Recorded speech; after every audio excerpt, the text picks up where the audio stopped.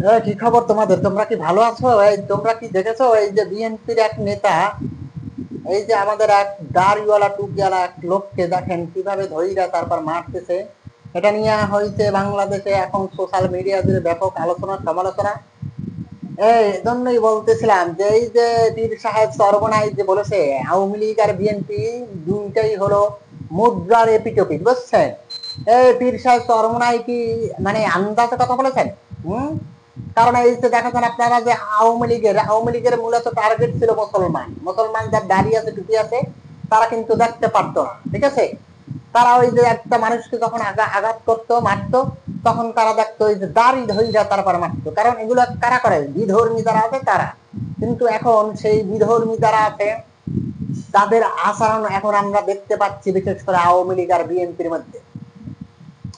আমি তারেক রহমান সাহেবকে বলছিলাম যে তারেক রহমান সাহেব আপনি বাংলাদেশে চলে আসেন, ঠিক আছে? তারপরে আপনার দলটাকে একেবারে ঢেলে সাজান, কোথায় কোন সমস্যা, কোন কোন দলকে সবগুলোকে বাদ দেন।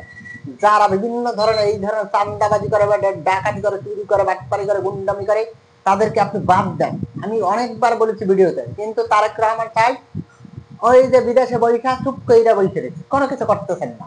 আমার তো মনে হয় তারেক রহমান সাহেবের কোনো মানে নিয়ন্ত্রণই নেই। বিএনপি দলের মধ্যে মনে হয় কোনো নিয়ন্ত্রণ নেই। যদি নিয়ন্ত্রণ থাকতো তাহলে কিন্তু এই ঘটনাটা কিন্তু ঘটতে পারতো না। তিনি অ্যাকশন নিতেন, কিন্তু কোন ধরনের অ্যাকশন ট্যাকশন কিছু নাই। যে যেরকম পারতেছে মারতেছে, ধরতেছে, খাইতেছে, চান্দাবাজি করতেছে, যে যেরকম পারে বক্তব্য দিতেছে।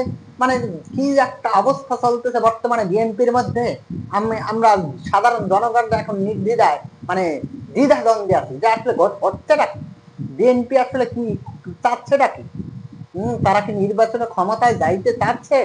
যদি ক্ষমতায় যাইতে চায় তাহলে তো এই সকল ধান্দাবাজি, পিটে পিটে মারামারি, খুন গুম বা চান্দাবাজি, এই যে মানুষকে মার ধর, এগুলো কিন্তু করতো না।